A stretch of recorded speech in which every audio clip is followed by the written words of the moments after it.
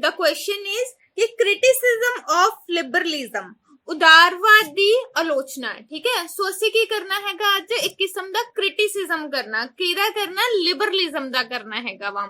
याद होवे तां असी पिछले जिहड़ा हैगा वा जदों असी लैक्चर दिता सीगा ते ओहदे विच असी कीता सीगा कि लिबरलिज्म जिहड़ा हैगा 3 टाइप्स दा हैगा वा। ठीक है, एक पुराने टाइम पीरियड दे लोक आ, एक नवे टाइम पीरियड दे लोक आ ते एक ओह हैगे ने ਜਿਹੜੇ ਬੋਲਦੇ ਨੇ ਕਿ ਠੀਕ ਹੈ ਅੱਜ ਦੇ ਟਾਈਮ ਦੇ ਪੀਰੀਅਡ ਦੇ ਵਿੱਚ ਜਿਹੜਾ ਲਿਬਰਲਿਜ਼ਮ ਹੈ, ਯਾਦ ਰੱਖਣਾ ਲਿਬਰਲਿਜ਼ਮ ਦਾ ਮਤਲਬ ਹੈਗਾ ਫ੍ਰੀडम। ਠੀਕ ਹੈ, ਜਿੱਦਾਂ ਪੁਰਾਣੇ ਟਾਈਮ ਪੀਰੀਅਡ ਦੇ ਲੋਕ ਕਹਿੰਦੇ ਸੀ ਫੁੱਲੀ ਫ੍ਰੀडम ਦੇ ਦਿਓ। ठीक है, फुली फ्रीडम का मतलब है किसी टाइप की कोई रिस्ट्रिक्शन नहीं होनी चाहिए। मॉडर्न टाइम पीरियड के राइटर कहते सी अगर रिस्ट्रिक्शंस नहीं होंगियां, रोका नहीं होंगियां, ह्यूमन बीइंग अपनी पावर नू गलत यूज कर लेगा, तो रिस्ट्रिक्शंस तो होनी चाहिए है।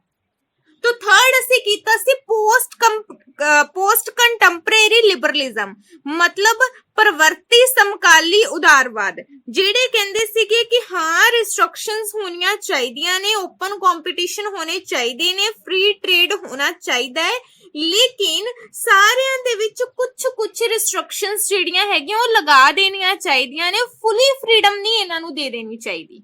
ठीक है, सो इस तरह से कुछ 3 टाइप्स दी लिबरलिज्म कीतियां सी, मतलब 3 टाइप्स दा लिबरलिज्म कीता सी कि फ्रीडम किन्ने तरह दी हुंदी आ।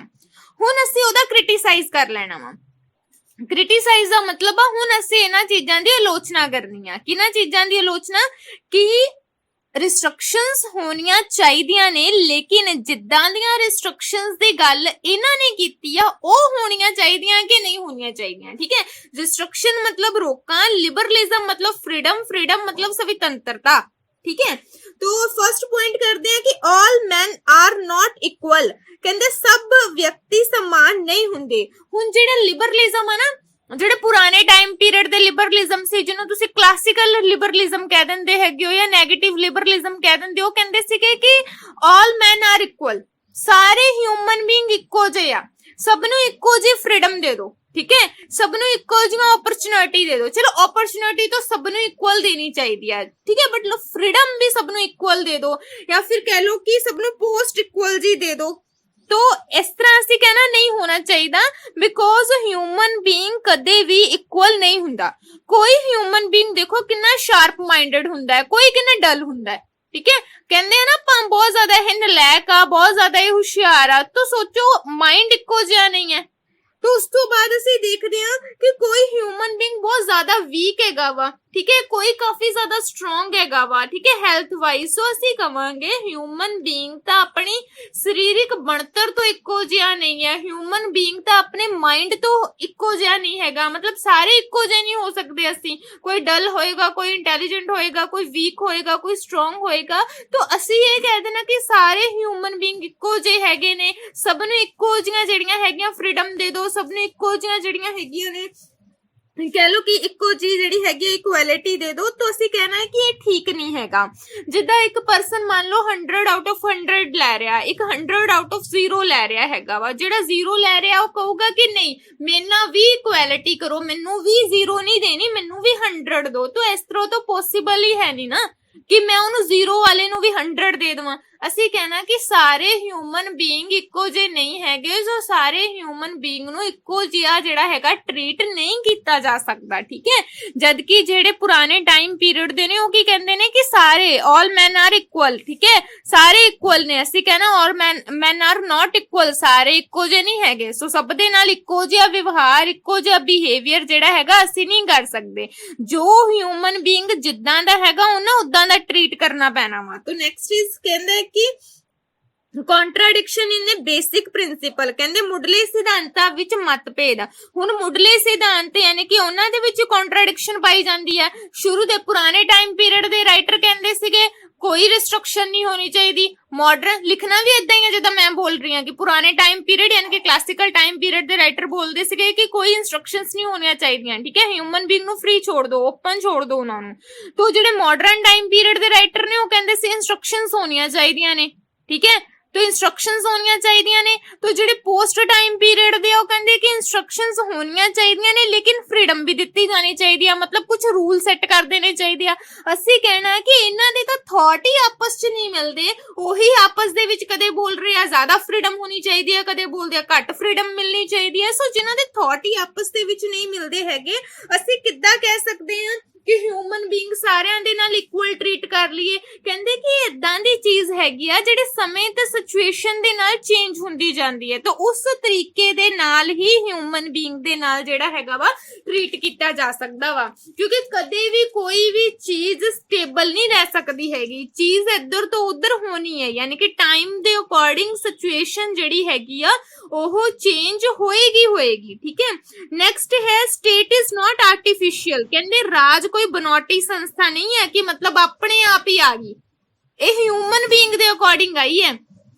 ठीक है, कुछ ਜਿਹੜੇ ਹੈਗੇ ਨੇ ਕੁਝ ਰਾਈਟਰ ਹੈਗੇ ਨੇ ਜਿਹੜੇ ਕਹਿੰਦੇ ਨੇ ਕਿ ਪੁਰਾਣੇ ਟਾਈਮ ਪੀਰੀਅਡ ਦੇ ਵਿੱਚ ਲੋਕਾਂ ਨੇ ਆਪਸ ਦੇ ਵਿੱਚ ਪਹਿਲਾਂ ਵੱਖਰੇ ਵੱਖਰੇ ਕਬੀਲੇ ਸੈੱਟ ਕੀਤੇ। ਠੀਕ ਹੈ, ਉਹ ਜਦੋਂ ਜਿਹਨੂੰ ਤੁਸੀਂ ਟ੍ਰਾਈਬ ਬੋਲ ਦਿੰਦੇ ਹੈਗੇ ਹੋ, ਤਾਂ ਵੱਖਰੇ ਵੱਖਰੇ ਉਹਨਾਂ ਨੇ ਟ੍ਰਾਈਬ ਸੈੱਟ ਕੀਤੇ, ਆਪਣੇ ਕਬੀਲੇ ਸੈੱਟ ਕੀਤੇ, ਹਰੇਕ ਨੇ ਆਪਣੇ ਆਪਣੇ ਰੂਲ ਬਣਾ ਲਏ। ਠੀਕ ਹੈ, ਜਿੱਦਾਂ ਮੇਰਾ ਕਬੀਲਾ ਵਾ, ਠੀਕ ਹੈ, ਮੇਰਾ ਇੱਕ ਟ੍ਰਾਈਬ ਹੈਗਾ, ਮੈਂ ਆਪਣੇ ਵੱਖਰੇ ਰੂਲ ਬਣਾ ਲਏ ਹੈਗੇ, ਤੁਹਾਡੇ ਵੱਖਰੇ ਵੱਖਰੇ ਜਿੰਨੇ ਤੁਸੀਂ ਇਸ ਟਾਈਮ 10 ਜਾਣੇ ਪ੍ਰੈਜ਼ੈਂਟ ਹੈਗੇ ਹੋ, ਤੁਸੀਂ ਆਪਣੇ ਵੱਖਰੇ ਵੱਖਰੇ ਰੂਲ ਬਣਾ ਲਏ। ਹੁਣ ਕੀ ਹੋਏਗਾ, ਤੁਹਾਡੇ ਰੂਲ ਮੇਰੇ ਨਾਲ ਨਹੀਂ ਮੈਚ ਕਰ ਰਹੇ, ਮੇਰੇ ਰੂਲ ਤੁਹਾਡੇ ਨਾਲ ਨਹੀਂ ਮੈਚ ਕਰ ਰਹੇ, ਇਹਦੇ ਨਾਲ ਕੀ ਹੋਏਗਾ, ਕਨਫਲਿਕਟ ਹੋ ਜਾਏਗਾ, ਝਗੜਾ ਪੈਦਾ ਹੋ ਜਾਏਗਾ।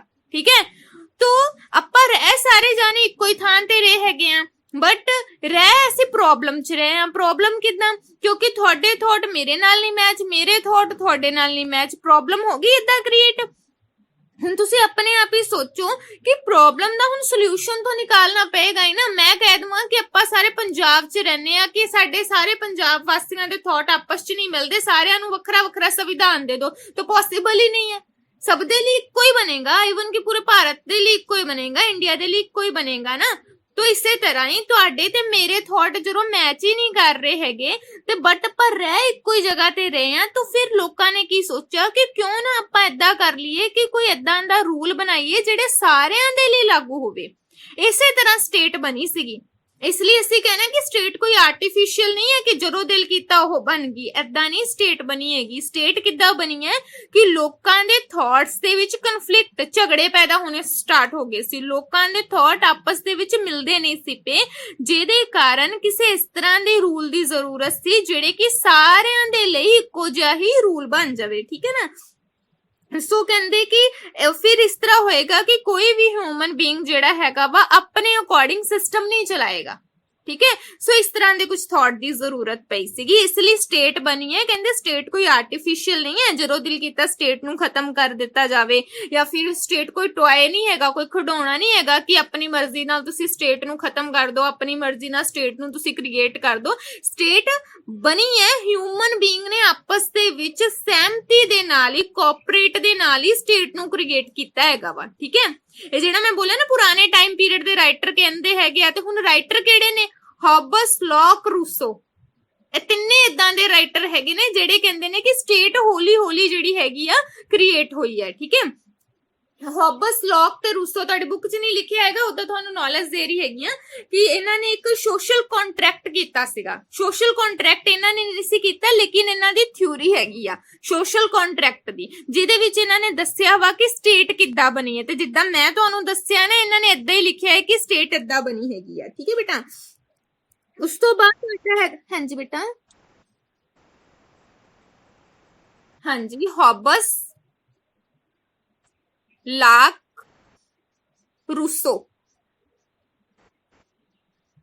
ठीक है बेटा, हॉबस, लॉक, रूसो। नेक्स्ट हैगा जी, right can be enjoy only in the state. कहंदे अधिकार केवल राज विच ही माणे जा सकदे ने। हुण तुसीं इह गल नूं याद रखनी हैगी है कि जिन्ने भी तुसीं अपने राइट इंजॉय करदे हो ना, स्टेट है तो इंजॉय करदे हो, स्टेट नूं अगर खत्म कर दिए तो तुसीं किसी भी राइट नूं इंजॉय नहीं कर सकदे। ਹੁਣ ਤੁਸੀਂ ਕਿਸੇ ਵੀ ਰਾਈਟ ਨੂੰ ਇੰਜੋਏ ਕਿਸ ਤਰੀਕੇ ਦੇ ਨਾਲ ਨਹੀਂ ਕਰ ਸਕਦੇ। ਅੱਜ ਸਟੇਟ ਹੈ, ਰੂਲ ਹੈ, ਗਵਰਨਮੈਂਟ ਹੈਗੀ ਹੈ, ਤਾਂ ਇੰਜੋਏ ਕਰਦੇ ਆ। ਸਟੇਟ ਨੂੰ ਖਤਮ ਕਰ ਦੋ ਤਾਂ ਕੋਈ ਗਵਰਨਮੈਂਟ ਹੀ ਨਹੀਂ ਰਹੇਗੀ, ਕੋਈ ਗਵਰਨਮੈਂਟ ਨਹੀਂ ਹੈ, ਤਾਂ ਫਿਰ ਇੰਜੋਏ ਕਿੱਦਾਂ ਕਰੋਗੇ ਆਪਣੇ ਰਾਈਟ ਨੂੰ। ਸੋ ਇਸ ਲਈ ਅਗਰ ਤੁਸੀਂ ਆਪਣੇ ਰਾਈਟ ਨੂੰ ਇੰਜੋਏ ਕਰਦੇ ਹੋ ਦੈਨ ਜਸਟ ਸਟੇਟ ਦੇ ਵਿੱਚ ਕਰਦੇ ਹੋ, ਅਦਰਵਾਈਜ਼ ਨਹੀਂ। ਉਸ ਤੋਂ ਬਾਅਦ ignore the interest of the minority. ਕਹਿੰਦੇ ਮਿਨੋਰਿਟੀ ਮਤਲਬ ਹੁੰਦਾ ਘੱਟ ਗਿਣਤੀ, ਮੈਜੋਰਿਟੀ ਮਤਲਬ ਹੁੰਦਾ ਜ਼ਿਆਦਾ ਗਿਣਤੀ। ਹੁਣ ਇਹ ਮਿਨੋਰਿਟੀ ਦੀ ਗੱਲ ਕਰ ਰਹੀ ਹਾਂ, ਘੱਟ ਗਿਣਤੀ। ਕਹਿੰਦੇ ਅਕਸਰ ਹੀ ਜਿਹੜੇ ਘੱਟ ਗਿਣਤੀ ਦੇ ਲੋਕ ਹੁੰਦੇ ਆ ਨਾ, ਉਹਨਾਂ ਨੂੰ ਤੁਸੀਂ ਇਗਨੋਰ ਕਰ ਦਿੰਦੇ ਹੋ, ਠੀਕ ਹੈ। ਮਤਲਬ ਹੋ ਸਕਦਾ ਹੈਗਾ ਜਿੱਦਾਂ ਆਪਾਂ ਸਟੂਡੈਂਟ ਨੂੰ ਕਈ ਵੇਲੇ ਕਲਾਸ 'ਚ ਪੁੱਛ ਲੈਂਦੇ ਆ ਨਾ ਕਿ ਕਿਹੜਾ ਸਟੂਡੈਂਟ ਚਾਹੁੰਦਾ ਹੈ ਕਿ ਪੜਿਆ ਜਾਵੇ, ਹਾਰਡਲੀ 2 ਜਾਣਿਆਂ ਦੇ ਹੱਥ ਖੜੇ ਹੁੰਦੇ ਆ ਤੇ ਬਾਕੀ ਦੇ ਹੱਥ ਨੀਚੇ ਹੁੰਦੇ ਆ। ਮਿਨੋਰਿਟੀ ਹੁਣ 2 ਜਾਣਿਆਂ ਦੀ ਆ, ਮਤਲਬ ਮੈਨੂੰ ਇਗਨੋਰ ਕਰਨਾ ਪੈਣਾ ਵਾ ਕਿਉਂਕਿ ਬਾਕੀ ਸਹਿਮਤ ਹੀ ਨਹੀਂ ਆ ਪੜਨ ਦੇ ਲਈ। ਸੋ ਇਸ ਲਈ ਇਲੈਕਸ਼ਨ ਦੇ ਵਿੱਚ ਵੀ ਇਦਾਂ ਹੀ ਹੁੰਦਾ ਹੈ, ਕਈ ਵੇਲੇ 2 ਜਾਣੇ ਠੀਕ ਬੋਲ ਰਹੇ ਹੁੰਦੇ ਆ ਲੇਕਿਨ ਮੈਜੋਰਿਟੀ ਤਾਂ ਕਿਸੇ ਹੋਰ ਨੂੰ ਮਿਲੀ ਹੋਈ ਹੈ। ਜ਼ਿਆਦਾ ਗਿਣਤੀ ਨੂੰ ਅਸੀਂ ਪ੍ਰੈਫਰ ਕਰਦੇ ਆ, ਠੀਕ ਹੈ। ਜਿੱਦਾਂ ਹੁਣ ਅਸੀਂ ਕਹਿੰਦੇ ਜਿਹਨੂੰ ਵੱਧ ਵੋਟਾਂ ਮਿਲੀਆਂ ਉਹ ਪਰਸਨ ਜਿੱਤਿਆ, ਤੇ ਚਾਹੇ ਉਹ ਮੂਰਖ ਹੀ ਕਿਉਂ ਨਾ ਹੋਵੇ, ਜਿੱਤਿਆ ਉਹੀ ਪਰਸਨ ਹੈ। ਸੋ ਕਹਿੰਦੇ ਕਿ ਮਿਨੋਰਿਟੀ ਨੂੰ ਕਈ ਵੇਲੇ ਮਤਲਬ ਕਿ ਇਗਨੋਰ ਕਰ ਦਿੱਤਾ ਜਾਂਦਾ ਹੈਗਾ ਵਾ, ਜਿਹੜੀ ਚੀਜ਼ ਠੀਕ ਨਹੀਂ ਹੈਗੀ। ਉਸ ਤੋਂ ਬਾਅਦ ਹੈ representative institutions under the control of the rich. ਕਹਿੰਦੇ ਜਿੰਨੀਆਂ ਵੀ ਪ੍ਰਤੀਨਿਧ ਸੰਸਥਾਵਾਂ ਨੇ, ਠੀਕ ਹੈ, ਕਹਿੰਦੇ ਜਿੰਨੀਆਂ ਵੀ ਆ ਸਾਡੇ ਰਿਪਰੈਜ਼ੈਂਟੇਟਿਵ ਨੇ ਨਾ, ਇਹ ਅਕਸਰ ਹੀ ਕੀ ਹੁੰਦਾ ਵਾ ਰਿਪਰੈਜ਼ੈਂਟੇਟਿਵ, ਇਹ ਅਕਸਰ ਹੀ ਕਹਿੰਦੇ ਕਿ ਕਿਹੜੇ ਕੰਟਰੋਲ ਦੇ ਵਿੱਚ ਹੁੰਦਾ ਵਾ, ਰਿਚ ਲੋਕਾਂ ਦੇ, ਅਮੀਰ ਲੋਕਾਂ ਦੇ। ਕਿਉਂਕਿ ਕਹਿੰਦੇ ਕਿ ਜਿਹੜੇ ਤਾਂ ਗਰੀਬ ਲੋਕ ਹੁੰਦੇ ਆ ਉਹ ਤਾਂ ਕਦੇ ਸੋਚ ਵੀ ਨਹੀਂ ਸਕਦੇ ਹੈਗੇ ਕਿ ਅਸੀਂ ਪਾਰਟਿਸਿਪੇਟ ਕਰਨਾ ਹੈਗਾ ਇਲੈਕਸ਼ਨਸ ਦੇ ਵਿੱਚ। ਸੋ ਇਹਨਾਂ ਚੀਜ਼ਾਂ ਨੂੰ ਯਾਦ ਰੱਖਣ ਦੀ ਕੋਸ਼ਿਸ਼ ਕਰਨਾ। ਜਿਹੜੇ ਸਾਡੇ ਰਿਪਰੈਜ਼ੈਂਟੇਟਿਵ ਹੁੰਦੇ ਨੇ ਨਾ, ਰਿਪਰੈਜ਼ੈਂਟੇਟਿਵ ਇੰਸਟੀਚਿਊਟ ਜਿਨ੍ਹਾਂ ਦੇ ਅੰਡਰ ਹੁੰਦੇ ਨੇ, ਉਹ ਅਕਸਰ ਹੀ ਰਿਚ ਹੁੰਦੇ ਨੇ, ਠੀਕ ਹੈ। ਹੁਣ ਜਿੱਦਾਂ ਅੰਬਾਨੀ ਸੋਚ ਸਕਦਾ ਹੈਗਾ ਕਿ ਉਹਨੇ ਇਲੈਕਸ਼ਨਸ ਲੜਨੀਆਂ ਹੈਗੀਆਂ ਨੇ, ਠੀਕ ਹੈ। ਹੁਣ ਇਹੀ ਕੋਈ ਜਿਹੜਾ ਬਹੁਤ ਹੀ ਲੋਅਰ ਕਾਸਟ ਦਾ ਪਰਸਨ ਹੋਏਗਾ, ਜਿਹੜਾ ਖੁਦ ਹੀ ਲੋਅਰ ਹੋਏਗਾ, ਜਿਹਦੀਆਂ ਆਪਣੇ ਡੇ ਬਾਏ ਦੀਆਂ ਨੀਡਸ ਨਹੀਂ ਪੂਰੀਆਂ ਹੋਣਗੀਆਂ, ਉਹ ਕਦੇ ਸੋਚ ਸਕਦਾ ਹੈ ਕਿ ਉਹਨੇ ਇਲੈਕਸ਼ਨਸ ਲੜਨੀਆਂ ਨੇ? ਉਹ ਕਦੇ ਨਹੀਂ ਸੋਚ ਸਕਦਾ ਉਸਨੇ ਇਲੈਕਸ਼ਨਸ ਲੜਨੀਆਂ ਨੇ। ਚਾਹੁਣ ਨੂੰ ਤਾਂ ਨੀਟੂ ਸ਼ਟਰਾਵਾਲਾ ਵੀ ਦੁਬਾਰਾ ਇਲੈਕਸ਼ਨਸ ਦੇ ਵਿੱਚ ਪਾਰਟਿਸਿਪੇਟ ਕਰ ਸਕਦਾ ਸੀ, ਬਟ ਉਹ ਨਹੀਂ ਪਾਰਟਿਸਿਪੇਟ ਕਰ ਰਿਹਾ। ਉਹ ਤਾਂ ਆਪਣੇ ਡੀਜੇਪੀ ਪੰਜਾਬ ਦਾ ਵਟਐਵਰ ਕੁਛ ਇਸ ਤਰ੍ਹਾਂ ਦੇ ਸੌਂਗ ਗਾ ਰਿਹਾ ਹੈਗਾ। ਕਿਉਂ ਗਾ ਰਿਹਾ ਹੈਗਾ? ਕਿਉਂਕਿ ਉਸਨੂੰ ਪਤਾ ਹੈ ਇਲੈਕਸ਼ਨ 'ਚ ਜਾਵਾਂਗਾ ਤੇ ਫਸਾਂਗਾ, ਕਿਉਂਕਿ ਉਹਦੇ ਕੋਲ ਹੁਣ ਪੈਸਾ ਹੀ ਨਹੀਂ ਹੈ ਇਲੈਕਸ਼ਨ ਦੇ ਵਿੱਚ ਪਾਰਟਿਸਿਪੇਟ ਕਰਨ ਦੇ ਲਈ। ਲੇਕਿਨ ਜੋ ਮੂਰਖਤਾਪੂਰਨ ਚੀਜ਼ਾਂ ਕਰ ਰਿਹਾ ਵਾ ਉਹਦੇ ਲਈ ਲੋਕ ਪੈਸਾ ਦਿੰਦੇ ਨੇ, ਕਿਉਂਕਿ ਲੋਕ ਅਕਸਰ ਜਲੂਸ ਦੇਖਣਾ ਪਸੰਦ ਕਰਦੇ ਨੇ ਜਾਂ ਬਹੁਤ ਵਧੀਆ ਚੀਜ਼ ਦੇਖਣਾ ਪਸੰਦ ਕਰਦੇ ਨੇ। ਤਾਂ ਉਹਨੂੰ ਤਾਂ ਅਸੀਂ ਇੱਕ ਕਿਸਮ ਦਾ ਜਲੂਸ ਵਿੱਚ ਹੀ ਕਾਊਂਟ ਕਰਾਂਗੇ ਕਿ ਉਹਨੂੰ ਲੋਕ ਤਾਂ ਪਸੰਦ ਕਰਦੇ ਨੇ ਦੇਖਣਾ, ਠੀਕ ਹੈ। ਤਾਂ ਮੈਂ ਕੀ ਬੋਲ ਰਹੀ ਹੈਗੀ ਆ ਕਿ ਰਿਪਰੈਜ਼ੈਂਟੇਟਿਵ ਇੰਸਟੀਟਿਊਸ਼ਨ ਹਮੇਸ਼ਾ ਅਮੀਰਾਂ ਦੇ ਕੰਟਰੋਲ ਦੇ ਅੰਡਰ ਹੁੰਦੇ ਆ। ਕੋਈ ਗਰੀਬ ਪਰਸਨ ਨਹੀਂ ਸੋਚ ਸਕਦਾ ਹੈਗਾ ਕਿ ਉਸਨੇ ਇਲੈਕਸ਼ਨਸ ਦੇ ਵਿੱਚ ਪਾਰਟਿਸਿਪੇਟ ਕਰਨਾ ਹੈ। ਤਾਂ ਨੈਕਸਟ ਹੈ ਜੀ private property is a source of the exploitation. ਕਹਿੰਦੇ ਕਿ ਕੁਝ ਲੋਕ ਕਹਿੰਦੇ ਨੇ ਕਿ ਪ੍ਰਾਈਵੇਟ ਪ੍ਰਾਪਰਟੀ ਹੋਣੀ ਚਾਹੀਦੀ ਹੈ, ਜਿੱਦਾਂ ਸਾਡੇ ਮਾਡਰਨ ਟਾਈਮ ਪੀਰੀਅਡ ਦੇ ਲੋਕ ਕਹਿੰਦੇ ਨੇ ਪ੍ਰਾਈਵੇਟ ਪ੍ਰਾਪਰਟੀ ਹੋਣੀ ਚਾਹੀਦੀ ਹੈ, ਠੀਕ ਹੈ। ਰਿਐਲਿਟੀ ਵੀ ਇਹ ਵੀ ਹੋਣੀ ਵੀ ਚਾਹੀਦੀ ਹੈ ਪ੍ਰਾਈਵੇਟ ਪ੍ਰਾਪਰਟੀ। ਅਗਰ ਸਾਡੀ ਪ੍ਰਾਪਰਟੀ ਨਹੀਂ ਹੋਏਗੀ ਤਾਂ ਕੋਈ ਵੀ ਪਰਸਨ ਆ ਕੇ ਸਾਡੀ ਪ੍ਰਾਪਰਟੀ ਦੇ ਉੱਤੇ ਆਪਣਾ ਕੰਟਰੋਲ ਕਰਨ ਦੀ ਕੋਸ਼ਿਸ਼ ਕਰੇਗਾ। ਲੇਕਿਨ ਕੁਝ ਰਾਈਟਰ ਇਦਾਂ ਦੇ ਵੀ ਨੇ ਪੁਰਾਣੇ ਟਾਈਮ ਪੀਰੀਅਡ ਦੇ, ਜਿਹੜੇ ਕਹਿੰਦੇ ਨੇ ਪ੍ਰਾਈਵੇਟ ਪ੍ਰਾਪਰਟੀ ਹੋਣੀ ਨਹੀਂ ਚਾਹੀਦੀ, ਕਿਉਂਕਿ ਕਹਿੰਦੇ ਜਿਹਦੇ ਕੋਲ ਪ੍ਰਾਈਵੇਟ ਪ੍ਰਾਪਰਟੀ ਹੈ ਨਾ ਉਹ ਪਰਸਨ ਰਿਚ ਹੁੰਦਾ ਜਾਏਗਾ, ਠੀਕ ਹੈ। ਤਾਂ ਅਸੀਂ ਕਹਾਂਗੇ ਕਿ ਨਹੀਂ, ਪ੍ਰਾਈਵੇਟ ਪ੍ਰਾਪਰਟੀ ਜਿਹੜੀ ਹੈਗੀ ਆ ਅਸੀਂ ਖਤਮ ਨਹੀਂ ਕਰ ਸਕਦੇ ਹੈਗੇ। ਕਹਿੰਦੇ ਜਿੱਕੋ ਪ੍ਰਾਈਵੇਟ ਪ੍ਰਾਪਰਟੀ ਹੈ ਨਾ ਉਹ ਸਾਰਾ ਦਾ ਸਾਰਾ ਕੰਟਰੋਲ ਆਪਣੇ ਅੰਡਰ ਕਰ ਲੇਗਾ, ਦੈਨ ਉਹ ਜਿਹੜੇ ਗਰੀਬ ਪਰਸਨ ਨੇ ਉਹਨਾਂ ਨੂੰ ਐਕਸਪਲੋਇਟ ਕਰਨ ਦੀ ਕੋਸ਼ਿਸ਼ ਕਰੇਗਾ, ਕਿਉਂਕਿ ਰਿਚ ਤੋਂ ਅਕਸਰ ਐਕਸਪਲੋਇਟ ਕਰੇਗਾ ਨਾ ਗਰੀਬਾਂ ਨੂੰ। तो अक्सर एक्सप्लॉइट मतलब शोषण करने का कोशिश करेगा। तो ਅਸੀਂ ਕਵਾਂਗੇ ਜਦੋਂ ਤੱਕ ਹਿਊਮਨ ਬੀਇੰਗ ਦੇ ਕੋਲ ਪ੍ਰਾਈਵੇਟ ਪ੍ਰਾਪਰਟੀ ਨਹੀਂ ਹੈ ਦੈਨ ਉਹ ਆਪਣੇ ਆਪ ਨੂੰ ਗਰੋ ਕਰਨ ਬਾਰੇ ਨਹੀਂ ਸੋਚੇਗਾ, ठीक है। जिदा हुण अज मान लो मेरे कोल प्रॉपर्टी है तो मैं सोचूंगा कि हाँ मैं इस प्रॉपर्टी दे नाल होर भी काम कर सकदा है, देन मैं होर काम करांगा, होर प्रॉपर्टी आएगी, मैनू इदा काम करन दे विच मोटिवेशन मिलदी रहेगी अगर मेरे कोल प्रॉपर्टी है। अगर मेरे कोल प्रॉपर्टी ही नहीं है, अगर मैनू पता है कि प्राइवेट प्रॉपर्टी मैनू रखण दा अधिकार ही नहीं है, फिर तो मैं की करूंगा, मैं अपना कमा लांगा ते खा लांगा, कमा लांगा ते खा लांगा, क्योंकि मैनू पता है प्रॉपर्टी रखांगा, प्रॉपर्टी रखण दी तो इजाजत ही नहीं है। अक्सर लोग एक मोटिवेट होके ही काम करते ने, जरूर उन्हें पता है ना मेरे को कोई काम पैसा आ रहा हैगा वा, ठीक है, मैं इहदे नाल कुछ भी खरीद सकदा वां, अपनी जिहड़ी हैगी आ लग्जरी दे लई कोई भी चीज खरीद सकदा वां, ते देन मोटिवेशन मिलेगी कि मैंने होर काम करना हैगा वा। अगर मैनू पता है मैंने कुछ भी नहीं खरीद सकदी हैगी मैं इहदे विचों, तो मैं कदे नहीं इह जिहड़ा हैगा काम करांगा। उस तो बाद है wrong meaning of the liberty, कहंदे स्वतंत्रता दा गलत अर्थ, कहंदे अक्सर ही जेडे नेगेटिव वाले हैगे ना लिबरलिज्म वाले क्लासिकल वाले, कहंदे अक्सर ही ना गलत मीनिंग ले लेंदे ने, फ्रीडम दा ही गलत मीनिंग ले लेंदे ने। हुण तुसीं देखो फ्रीडम दा गलत मीनिंग किदा, ओ कहंदे ने ह्यूमन बीइंग नू बिल्कुल ही ओपन छोड़ दो, ਉਹ ਕੁਝ ਵੀ ਕਰ ਸਕਦਾ ਹੈ, ਕਿਸੇ ਵੀ ਤਰ੍ਹਾਂ ਦੀ ਸਪੀਚ ਦੇ ਸਕਦਾ ਹੈ। ਤੁਸੀਂ ਕੋਈ ਰਿਸਟ੍ਰਿਕਸ਼ਨਸ ਲਗਾਣੀ ਨਹੀਂ ਹੈ, ਗਵਰਨਮੈਂਟ ਨੂੰ ਵੀ ਚਾਹੀਦਾ ਹੈ ਰਿਸਟ੍ਰਿਕਸ਼ਨਸ ਲਗਾਣੀ ਨਹੀਂ ਹੈ, ਕੋਈ ਰੂਲ ਬਣਾਣਾ ਹੀ ਨਹੀਂ ਹੈ, ਹਿਊਮਨ ਬੀਇੰਗ ਦੇ ਉੱਤੇ ਹਾਵੀ ਤੁਸੀਂ ਹੋਣਾ ਹੀ ਨਹੀਂ ਹੈ। ਤਾਂ ਕਹਿੰਦੇ ਇਹ ਤਾਂ ਗਲਤ ਯੂਜ਼ ਹੈ ਨਾ।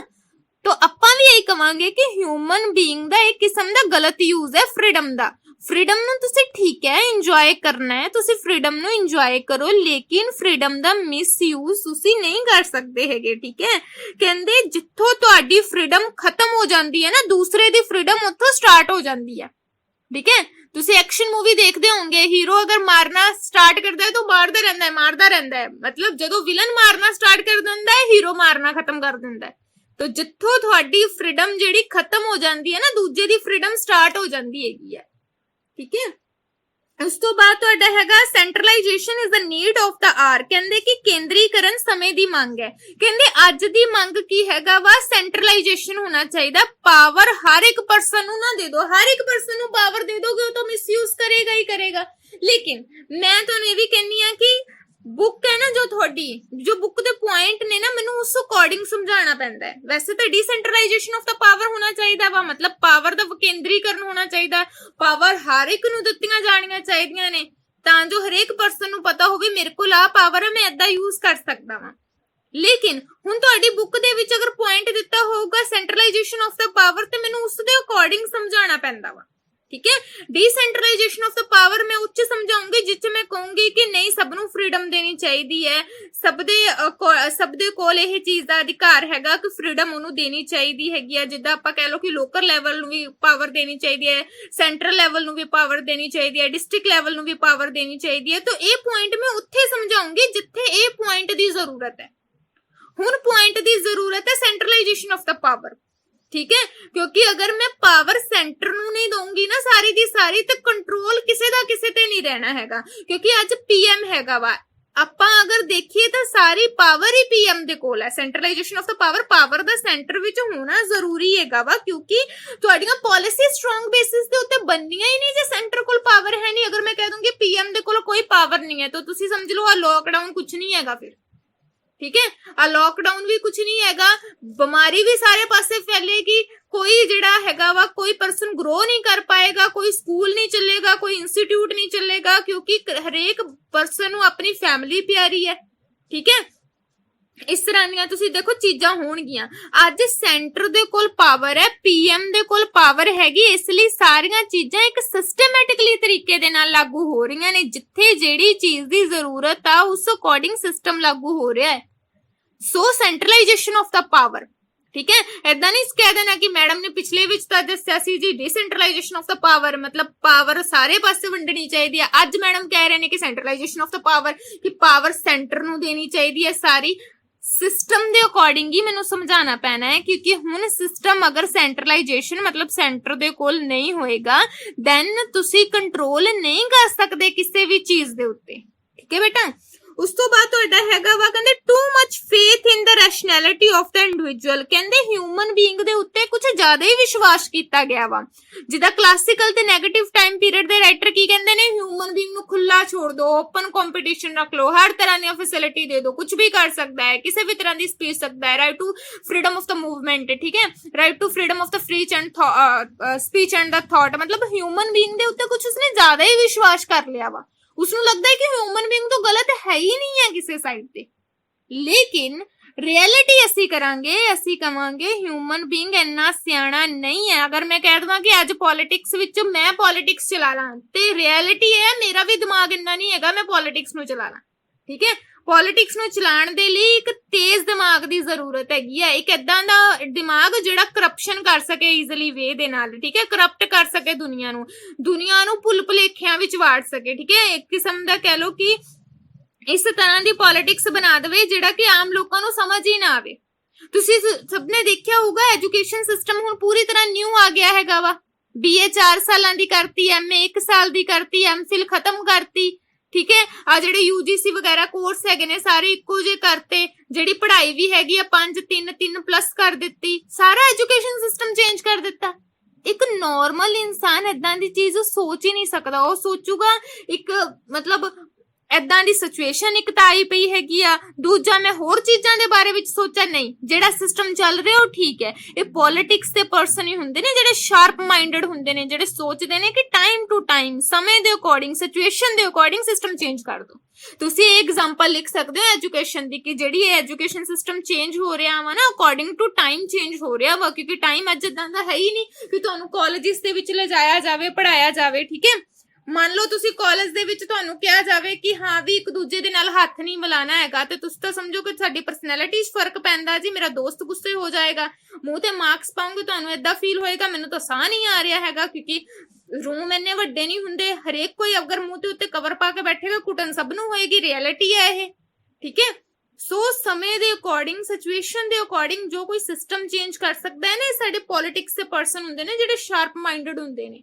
ਠੀਕ ਹੈ, ਉਸ ਤੋਂ ਬਾਅਦ ਤੁਹਾਡਾ ਹੈਗਾ ਵਾ ਕਹਿੰਦੇ liberalism is the ideology of a middle class. ਕਹਿੰਦੇ ਕਿ ਉਦਾਰਵਾਦ ਮੱਧ ਸ਼੍ਰੇਣੀ ਮਿਡਲ ਕਲਾਸ ਦੇ ਲੋਕਾਂ ਦੀ ਹੀ ਵਿਚਾਰਧਾਰਾ ਹੈਗੀ ਆ, ਬਿਕੋਜ਼ ਮਿਡਲ ਕਲਾਸ ਫੈਮਿਲੀ ਕਦੇ ਨਹੀਂ ਸੋਚੂਗੀ ਕੋਈ ਸਿਚੁਏਸ਼ਨ ਦੇ ਵਿੱਚ ਚੇਂਜਸ ਆਏ, ਉਹ ਅਕਸਰ ਹੀ ਸੋਚੂਗੀ ਸਿਚੁਏਸ਼ਨ ਜਿੱਦਾਂ ਦੀ ਹੈਗਾ ਉਸ ਦੇ ਅਕੋਰਡਿੰਗ ਹੀ ਸਿਸਟਮ ਬਣਿਆ ਰਵੇ।